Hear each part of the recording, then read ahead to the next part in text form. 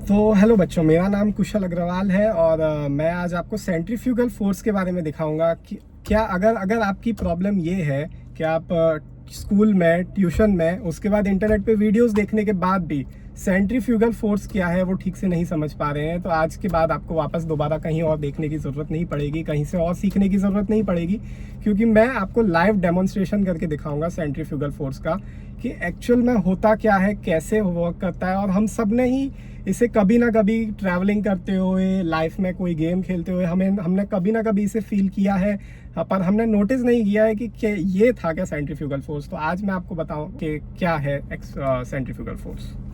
फटाफट हम जगह देख लेते हैं। मुझे ये जगह बिल्कुल ठीक लग रही है। यहाँ एक प्लेन ग्राउंड मुझे दिख रहा है, ये जगह हमारे लिए सही होगी। और यहाँ हम एक सर्कुलर टर्न लगाएंगे हमारी गाड़ी से, तब आपको अपने स्क्रीन पर मेरा टर्न दिखेगा, आपको मेरी स्पीड दिखेगी और मेरी पोजीशन दिखेगी। अब आप उसमें देखकर अंदाज़ा लगाएंगे कि क्या क्या चेंजेस हो रहे हैं, क्या कितनी स्पीड पर क्या इफेक्ट हो रहा है मेरी बॉडी पे, वो सब आप नोटिस करेंगे। ठीक है, ध्यान से देखिएगा।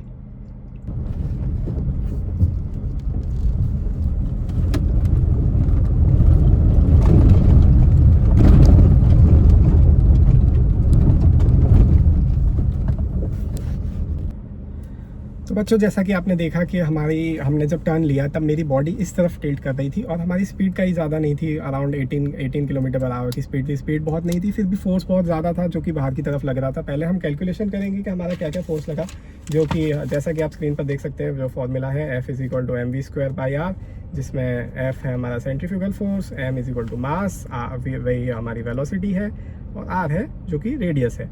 तो जो हमारा टोटल कैलकुलेशन आता है वो आता है 5000 न्यूटन का।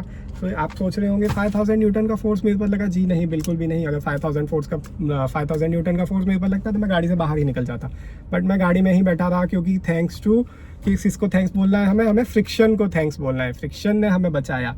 तो ये फ्रिक्शन जो था वो लगा हमारी गाड़ी के टायर और रोड के बीच में, जिसने गाड़ी को स्किड होने से बचाया। दूसरा फ्रिक्शन लगा मेरे क्लोथ्स और मेरी सीट के बीच में, जिसने मुझे बाहर निकलने से बचाया। तो यही होता है सेंट्रीफ्यूगल फोर्स, जो कि आउटवर्ड डायरेक्शन में लगता है, बट हमेशा वो बैलेंस आउट हो जाता है। किससे? सेंट्रीपिटल फोर्स से। और सेंट्रीपिटल फोर्स क्या होता है? वो कोई भी रूप में हो सकता है। जैसा कि हमने यहाँ पे देखा, वो फ्रिक्शन के रूप में आया। अगर आप एक बॉल को एक रोप से टाई करके घुमाएंगे तो उस रोप की टेंशन होगी सेंट्रीपिटल फोर्स। तो यहाँ जैसे फ्रिक्शन था, वहाँ रोप की टेंशन थी। सेंट्रीपिटल फोर्स कई अलग अलग रूप में आ जाता है, बट सेंट्रीफ्यूगल फोर्स एक ही फोर्स है जो कि आउटवर्ड डायरेक्शन में लगेगा जब भी कोई बॉडी सर्कुलर मोशन करेगी।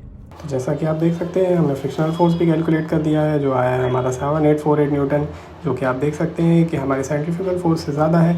यही रीज़न है कि हमारी गाड़ी स्किड नहीं हुई और ट्रैक पर बनी रही। उम्मीद है आपको वीडियो ये अच्छा लगा होगा, आपको समझ भी आया होगा, और ऐसी ही वीडियो देखने के लिए लाइक, शेयर और सब्सक्राइब कीजिए।